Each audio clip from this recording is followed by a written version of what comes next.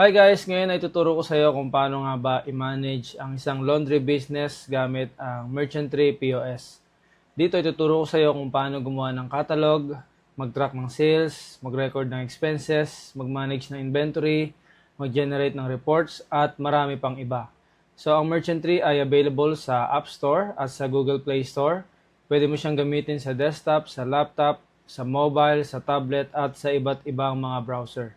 Ngayon, ang uumpisahan natin ay catalog setup. Dito sa catalog, dito mo nilalagay yung list of products mo, ang kanilang name nandito, kanilang price, quantity, category, at iba pang mga details. Ngayon, umpisahan natin gumawa ng item dito sa catalog, products or services. Gagamit tayo ng quick import. Pinutin mo tong import products or services. Quick import. Yan. Gagawa tayo dito ng isang service, tapos isang product na may tatlong variants. Una, wash, dry, fold. Yung isa naman ay consumables, yung fabric conditioner. Una, lagyan mo dito laundry services.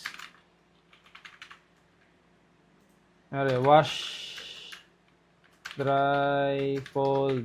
Yan, sabihin natin 8 kilo. Tapos price, sabihin natin 250, tapos 100. Dahil service, walang stock, gawin natin no inventory. Yan, nawala yung cost niya. Ay, yung initial stock. Close natin to. Gawa naman tayo dito ng consumables. Tapos, ang pangalan niya, fabric conditioner. Na may tatlong variants. Lagyan natin dito, una, lavender calm. Sabihin natin 15, tapos 10, stock natin 100. Clone mo na lang yan. Lagay mo dito yung isa, Sweet Elegance. Sunrise, Fresh. Yan. Next, start import. Tapos, go to catalog. Meron na tayo ngayon nagawang dalawang item. Yung isa, consumables, tapos yung isa, service. So, lagyan muna natin ng image.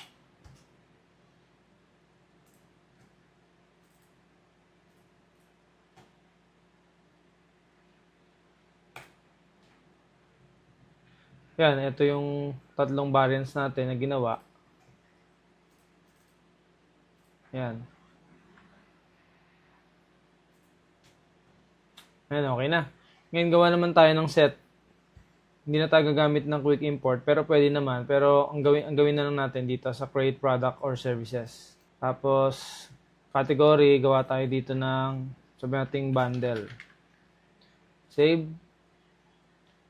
Product name, sabihin natin laundry essential set. Pwede ka maglagay dito na description. Tapos, inventory and tracking, lagay natin bundle.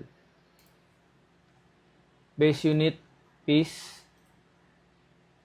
Tapos wala tayong gagawing variance dito. Lagyan natin price, halimbawa 100. Yung cost niya, mamaya mo nalagyan. Automatic na magko-costing to. So una, lagay natin, sabihin natin Sunrise Fresh, 2. Tapos ang stain remover. Tapos detergent powder. Sabihin natin 2 rin. Then, apply calculated cost. Yan. Automatic na nag-costing siya. Tapos, kapag may dadagdag ka pa, pwede mong gamitin to. Tapos, create nyo inventory item. Lagay mo lang lahat ng details dito nung i-add mo pang item. Pwede ka rin gumawa dito sa inventory, tas inventory items. Pwede rin dito. Okay? Next, lagyan natin ng image. Save. Anong kulang? Ito. Okay na. 3 na yung nagawa natin.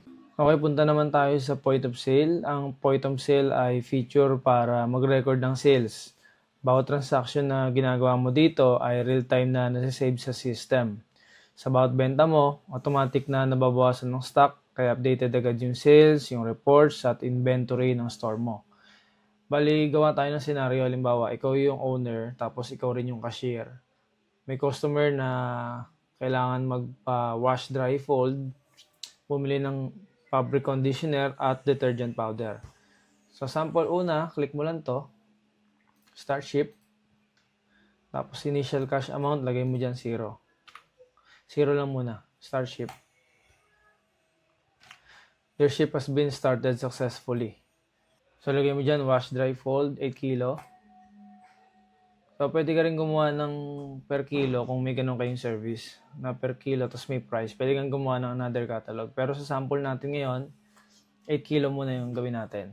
Fabric conditioner, sabihin mong isa lang muna. Detergent powder, isa lang rin. Tapos, proceed to payment. Payment method naman, merong cash, credit card, may GCash. Pwede ka rin mag-split payment dito. Ayan. Tapos cash payment, halimbawa, ang binayad niya 500. Automatic may change dito to 20. Order details. Dito sa order source, pwede mo ilagay dyan kung online o kaya naman ay sa physical store o dun sa shop mo. Pwede ka rin maglagay ng notes. Create order ka lang. Ganyan. Kita mo na ngayon yung kanyang online receipt. Kung may printer ka, automatic na lalabas to sa printer. Pwede mo rin niyang i-reprint. Ito.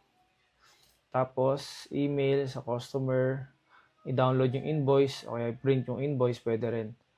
Pero ngayon, wala akong printer, kaya hindi natin mapiprint.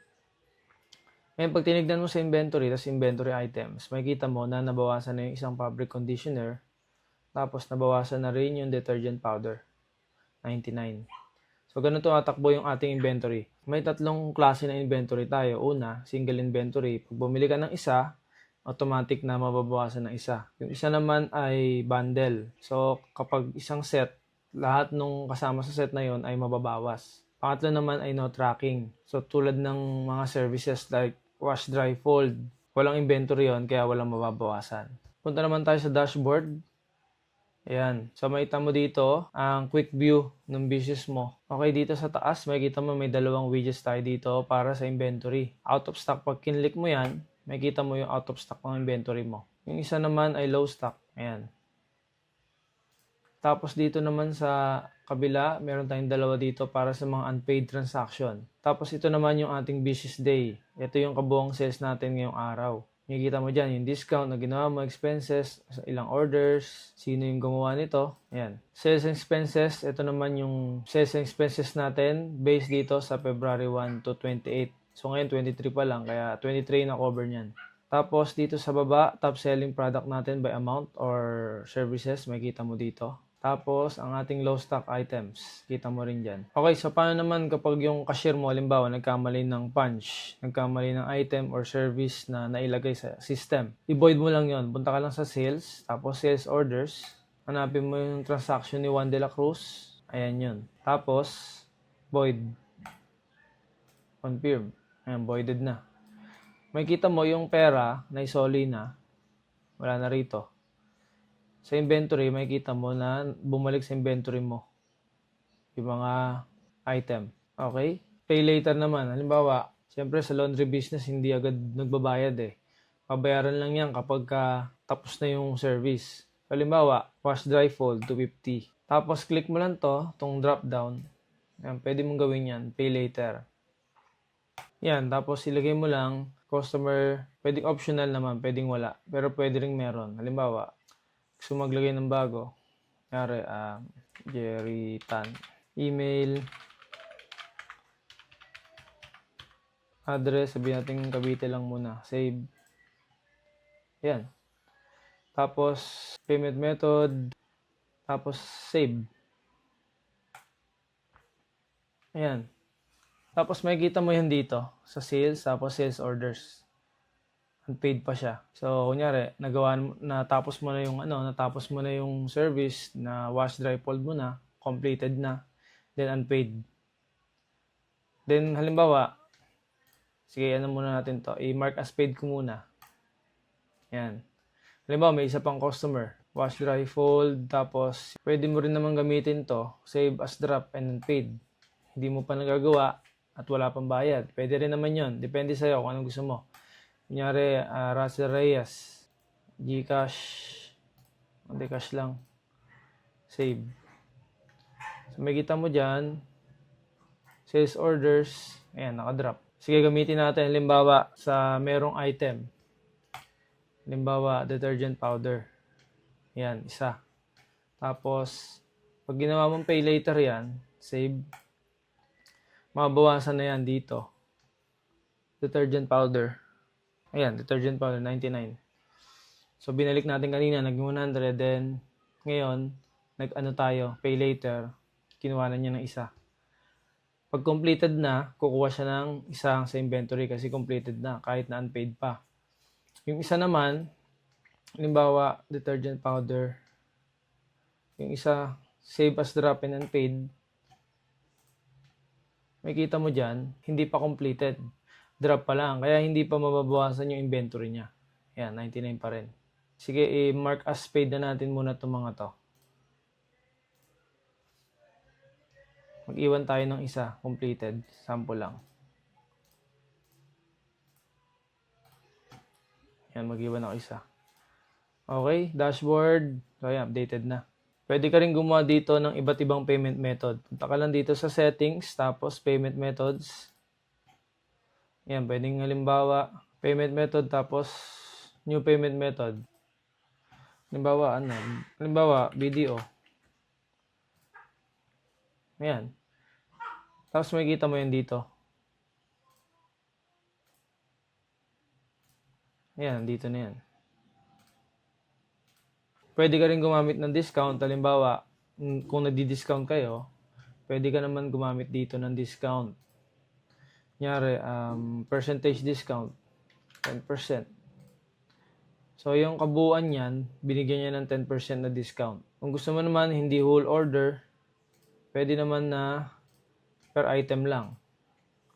Kunyari, per item, 5%. Ayan, yan lang yung madi-discountan niya. So, pwede rin tayong gumawa dito ng senior, PWD, percentage amount. Okay? Proceed natin. Ayan, okay na. Pwede mo rin gamitin yung customer dito. So, wash, dry, fold, proceed to payment as customer. Yan, select mo lang dito. Pwede ka rin mag-add new. Kunyari, Jerry Tan. Sabihin natin marami. Create. Ayan, Jerry Tan. Tapos makikita mo yun dito sa sales, tapos customers. Ayan, Jerry Tan. Yan, kita mo lahat dito. Andito yung customer information, sales information, kanyang history. Pwede mo rin tignan yan. Na-clickable yan. Ayan. Halimbawa naman, may umorder ng laundry essential set, yung ginawa natin. Click mo lang yan. Proceed to payment. Create. Okay, yan na. Tapos makikita mo sa inventory na nabawas yung kanyang mga components. 2 sunrise fresh, 2 detergent powder, tapos isang stain remover. Okay, so dito yan sa catalog, tapos yung ginawa natin, ito, nabawas sa kanya. Okay, punta naman tayo sa sales orders. Punta ka lang dito sa new, tapos makikita mo dito yung order information. Pwede kang pumili ng transaction date dito. Tapos customer, sabihin mo na si Jerry Tan. Tapos store, anong store? Anong order status, payment method, tapos payment status, pwede mong gawing partial, paid.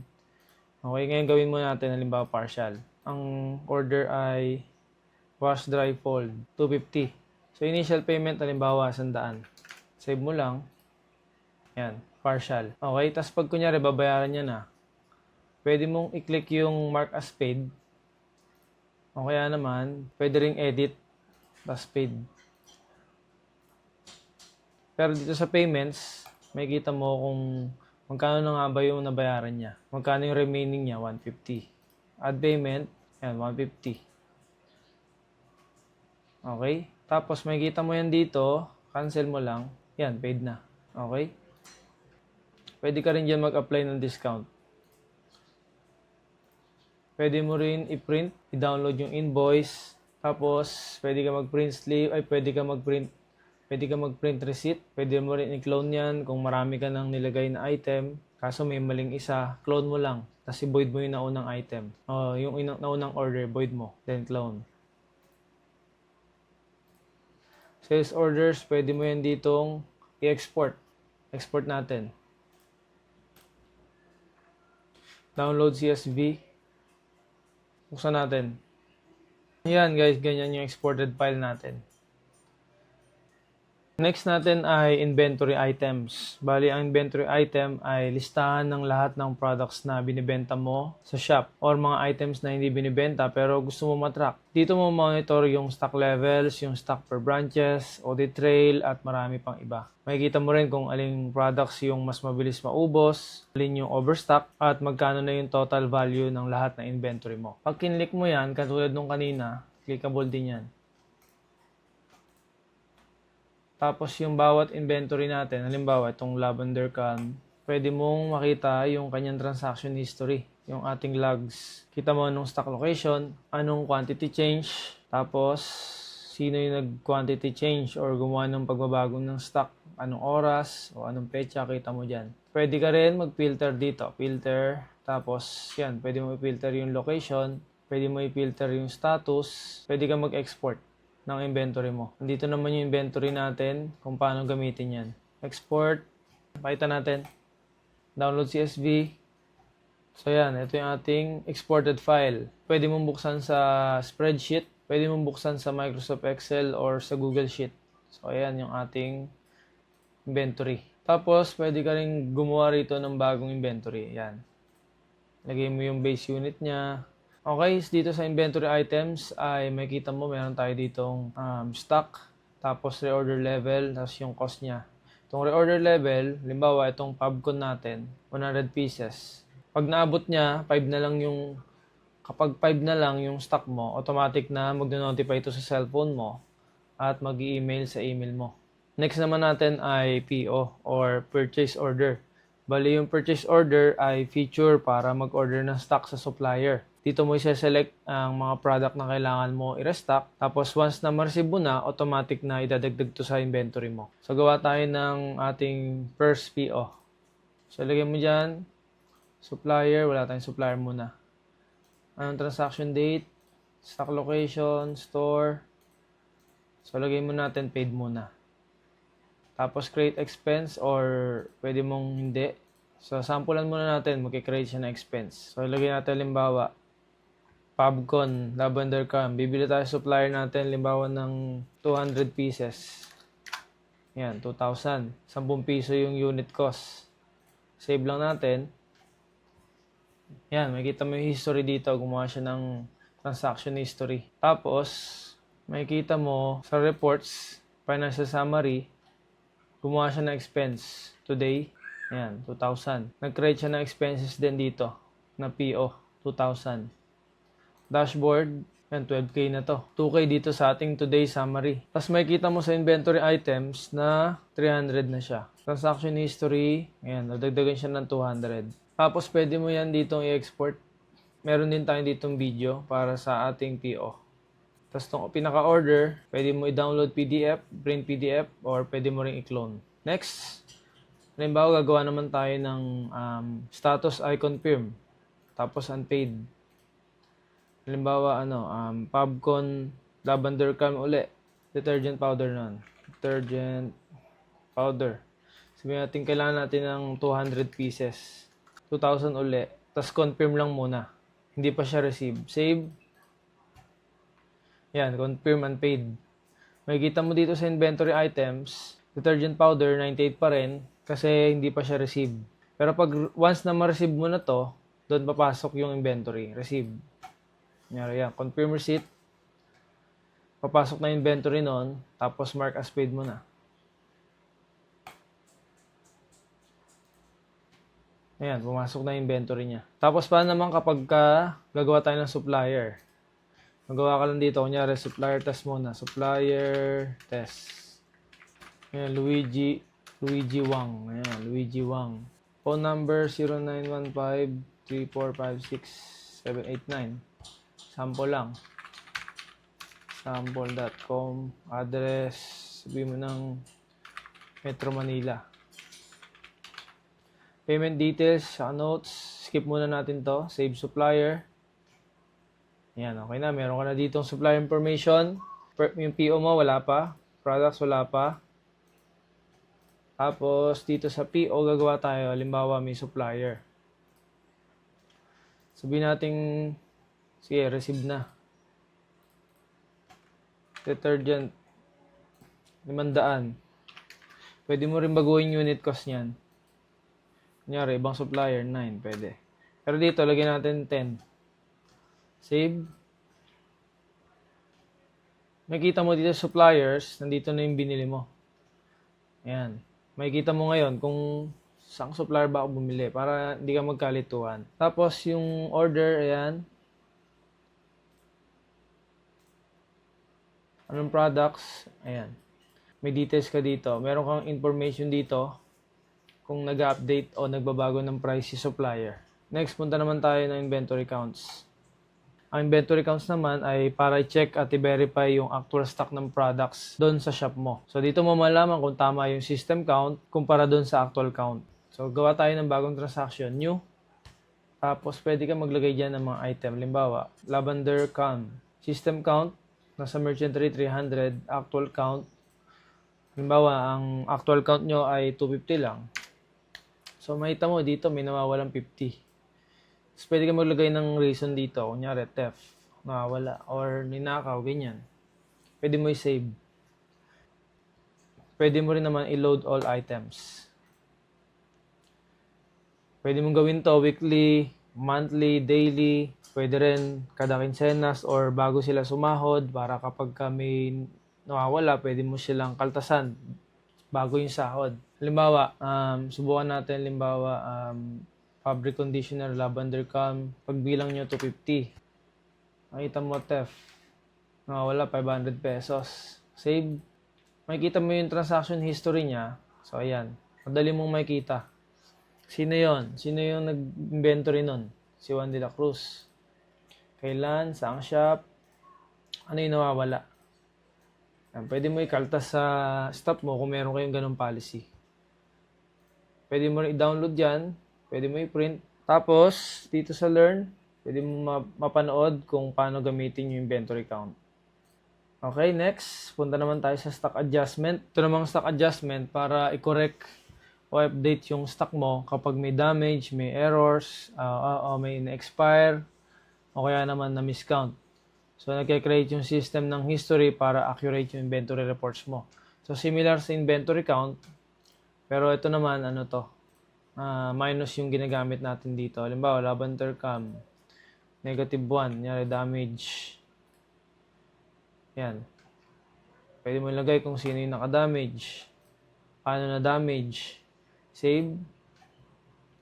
So, yan, may -1 yan. Makikita mo sa inventory items mo, saan na yan? Lavender, man, -1. 250 kanina to, nung pag-inventory count natin, pang sync natin yon. Tapos nagbawas tayo ng isa, 249. Stock adjustment. Okay? Next naman ay stock transfer. Yung stock transfer naman, so ito yung feature na kapag maglilipat tayo ng products mula sa isang branch papunta sa isang branch.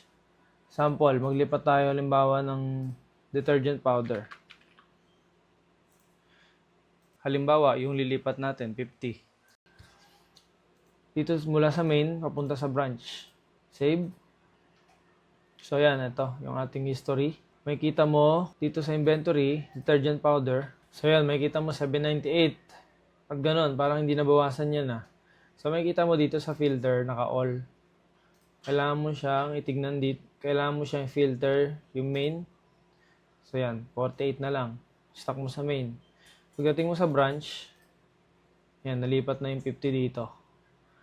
Ganun lang kadali gamitin yung ating inventory management. Okay, punta naman tayo sa expenses. Bali, yung feature na to ay para i-record at i-track lahat ng gastos ng shop para laging updated yung financial records mo. So, dito mo rin lalagay yung mga expenses like bills, yung staff allowances, supplies, at marami pang iba. So, gawa tayo ng new. Tapos, sample na natin, halimbawa, PLDT. Tapos, lagyan natin bills.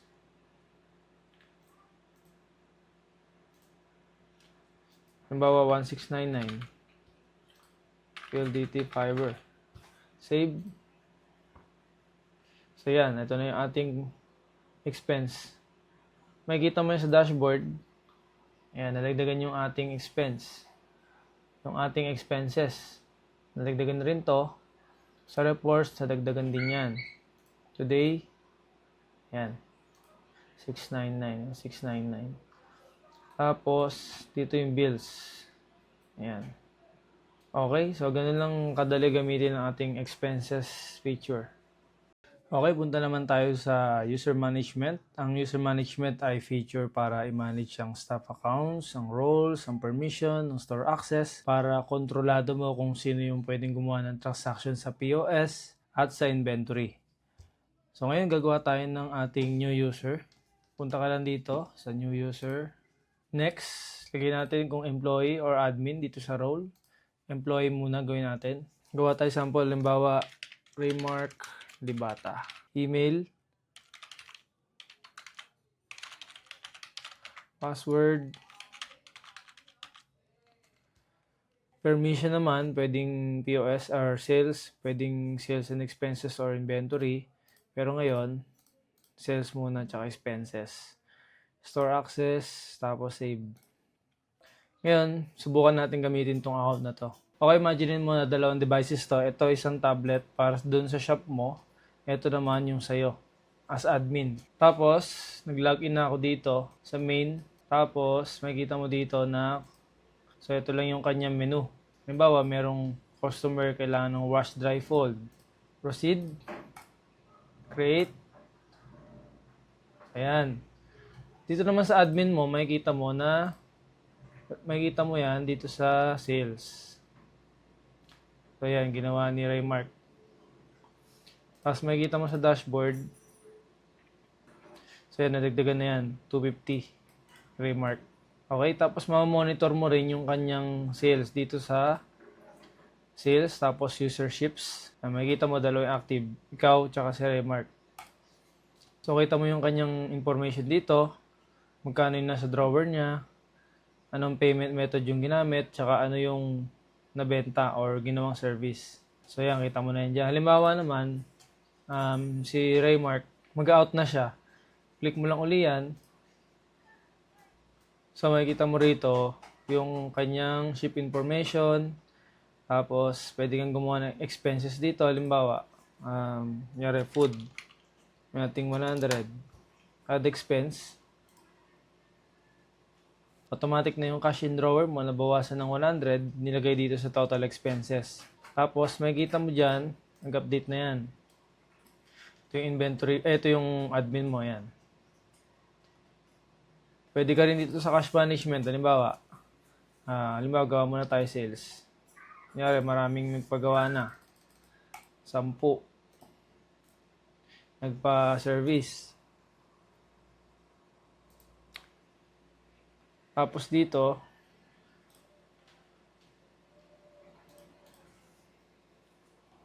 yan, makikita mo dyan. Updated na yan. Tapos dito, cash management, pwede ka maglagay, halimbawa, nagpa-remit yung amo mo. Kunyari, 1,000. Remove cash. So, ayan. Makikita mo dyan, meron tayong cash movement. 1,000 remit. Halimbawa, si Raymark ay mag-out na ng shop mo. Click niya lang tong end ship. Tapos, lagay niya 1,650.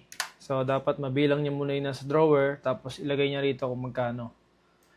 Then, pwede mo tong i-end business day. Pwede namang hindi. Halimbawa, dalawa yung stop ng store mo. Sa umaga, hindi siya mag-end business day. Susunod na ship naman, mag-end business day. So, makita mo, dalawang ship, tapos yung kabuuan ng sales nila ng dalawa. Okay? So, hindi ko muna end business day ito. End ship. So, yan. Kita mo na yung kanyang sales. Tapos, pwede niya i-print summary yan. Kasi wala akong printer. Balik tayo sa POS. Tapos, makikita mo dito sa'yo, sa usership, si Raymark. Ayan, completed na si Raymark. May dalawang paraan para i-log in yung isang cashier account. or yung user account. Una, yung ginawa natin, nilagin mo directly doon sa kanyang app or sa tablet. Yung isa naman, sa admin, pwede mong gamitin device mode tapos storefront mode. Enable storefront mode. Enable. So yan. Kung marami kang staff, makikita mo yung mga account nila dito. Halimbawa, Raymark. So login niya lang.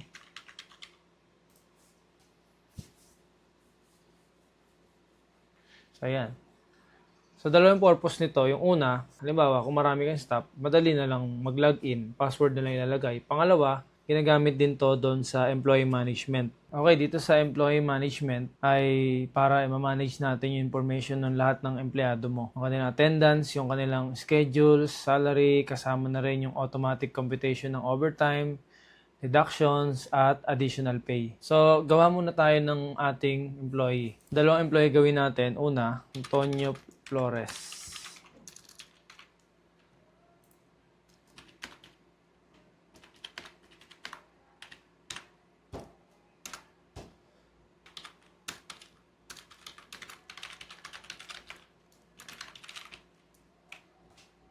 Employment status, pwedeng full-time, part-time, or contractual.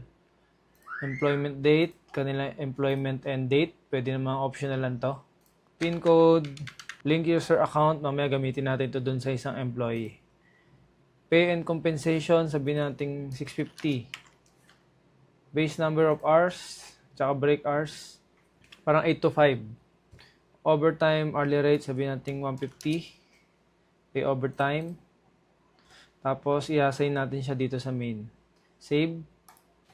Okay na, meron tayong isa. Gawa pa tayo ng isa. Si Raymark, gawin natin. Ibata.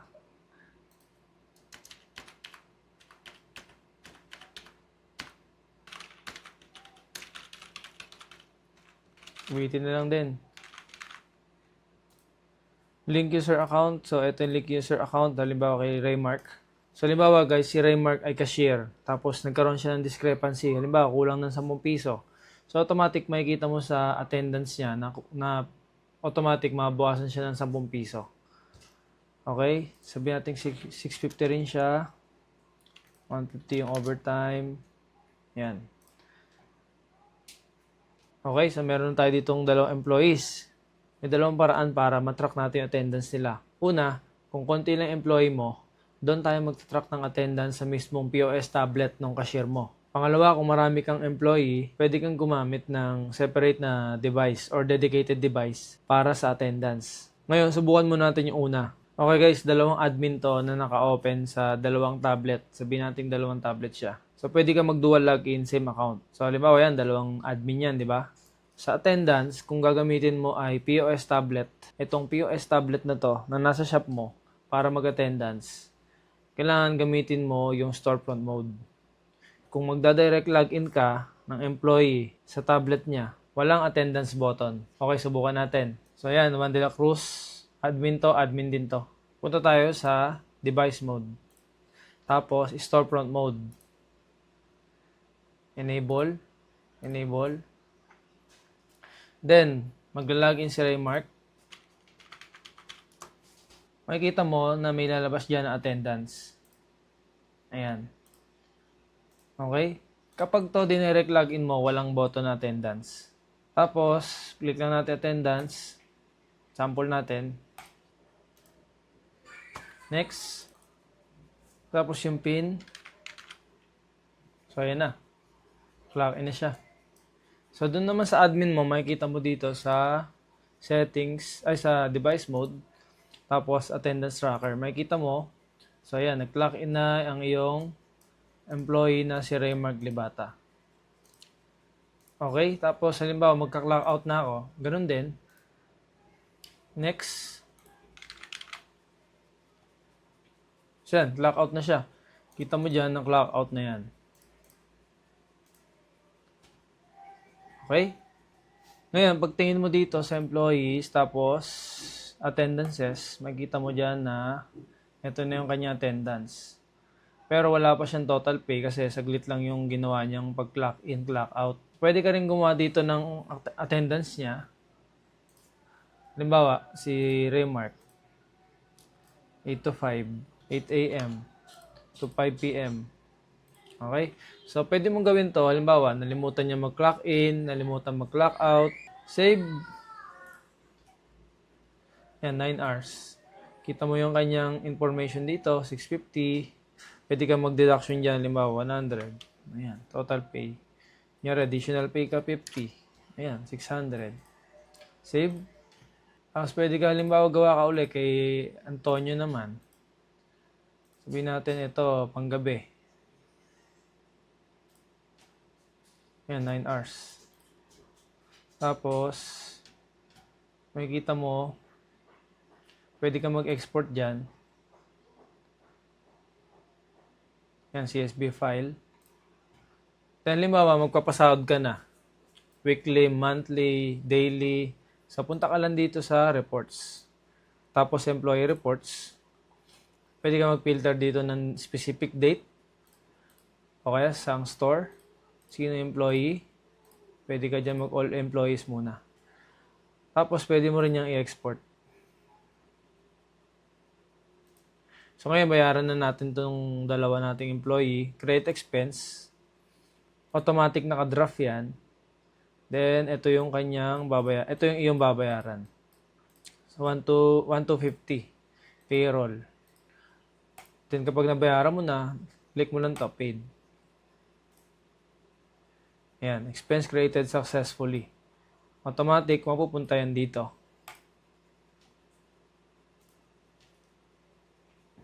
Ayan, payroll. Ayan. Dashboard, may payroll na rin yan.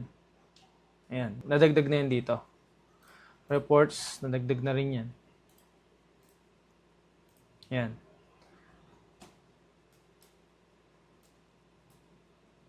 So, halimbawa naman, marami kang employee. Gusto mo ng dedicated device. Pwede kang gumawa ng account. Settings, users, new. Tapos, lagay mo dyan sa role attendance tracker. Email, sabihin nating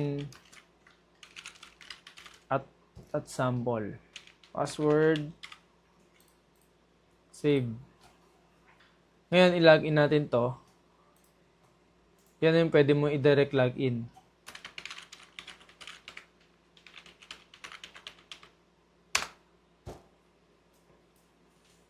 Okay na.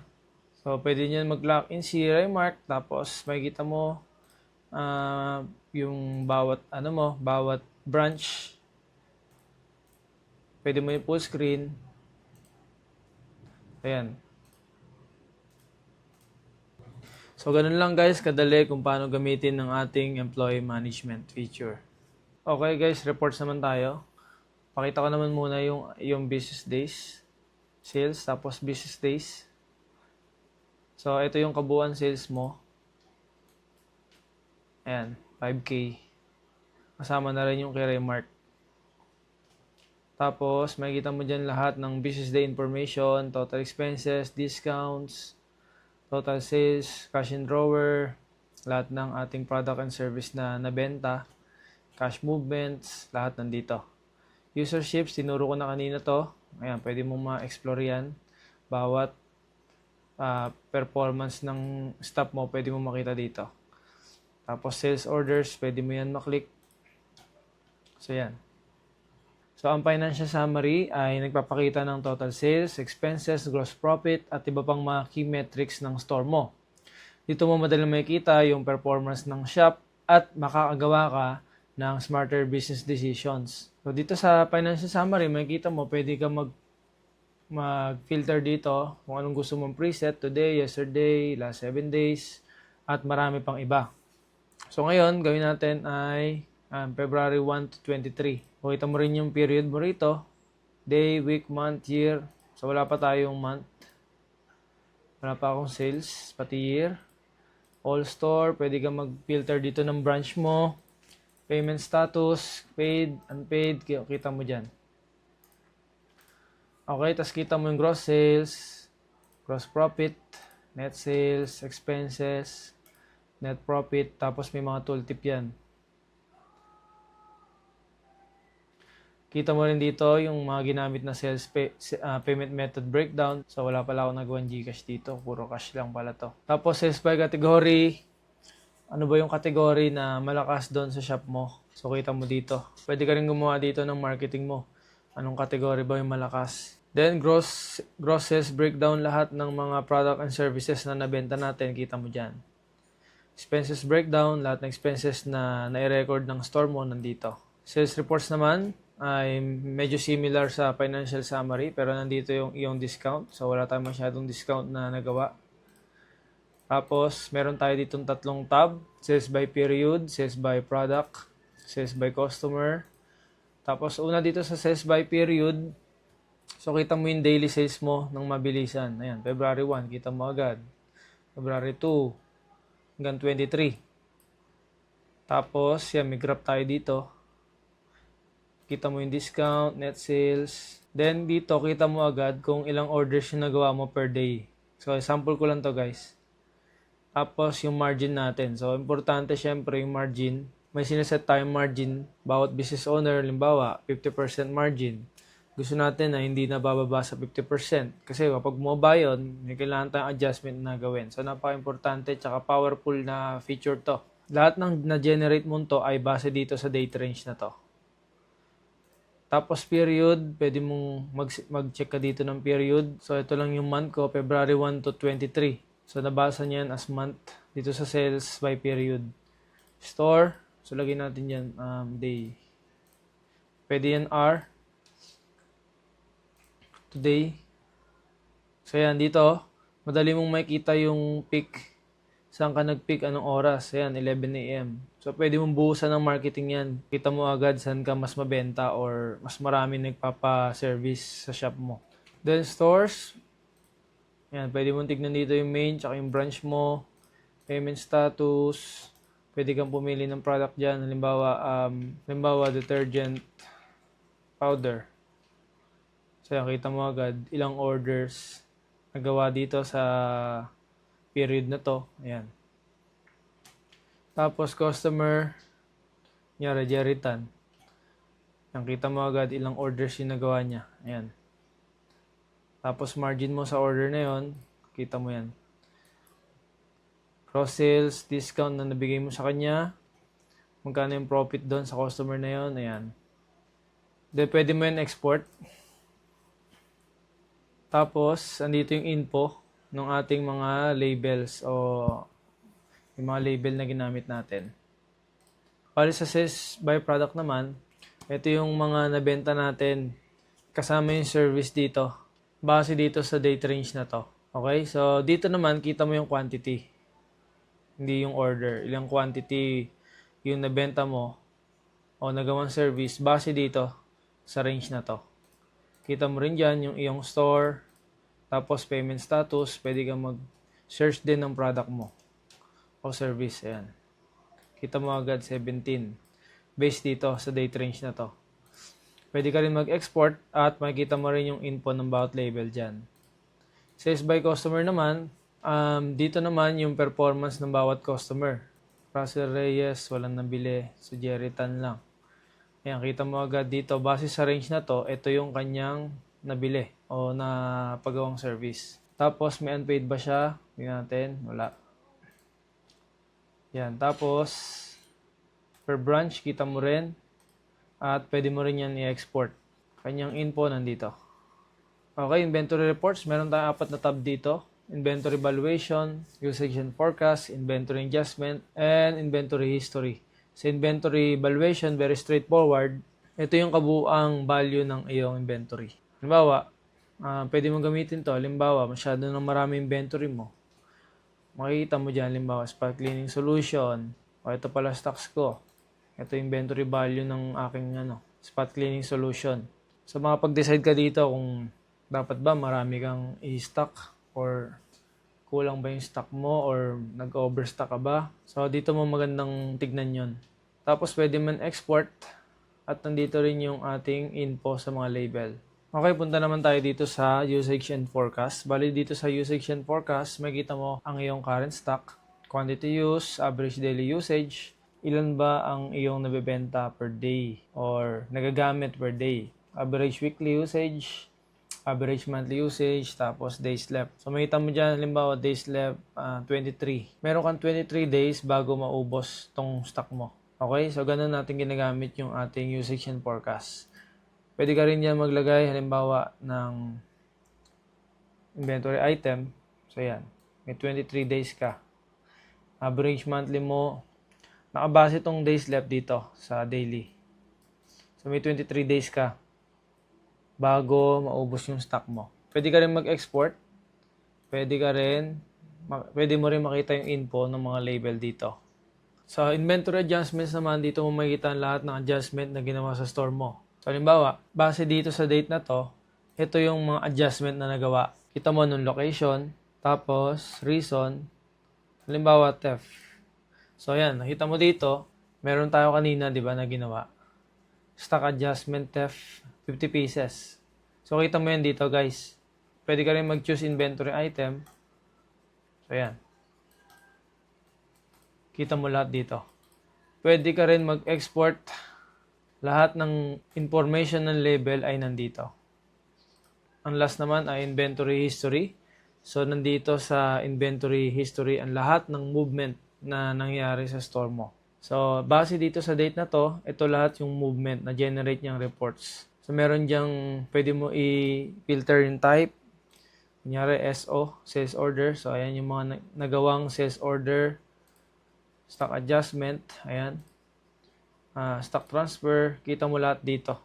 So, mabilis mo makikita lahat ng galaw na inventory mo dito sa inventory history. Creators, halimbawa si Juan de la Cruz. So, ito yung ginawa ni Juan de la Cruz. Okay, tapos kay Raymark. Yan, wala. Pero nagbenta siya kanina. Pero yung nabenta niya ay service, walang inventory, kaya wala. Choose inventory item. Yan, kita mo dyan. Yung movement ng fabric conditioner na lavender.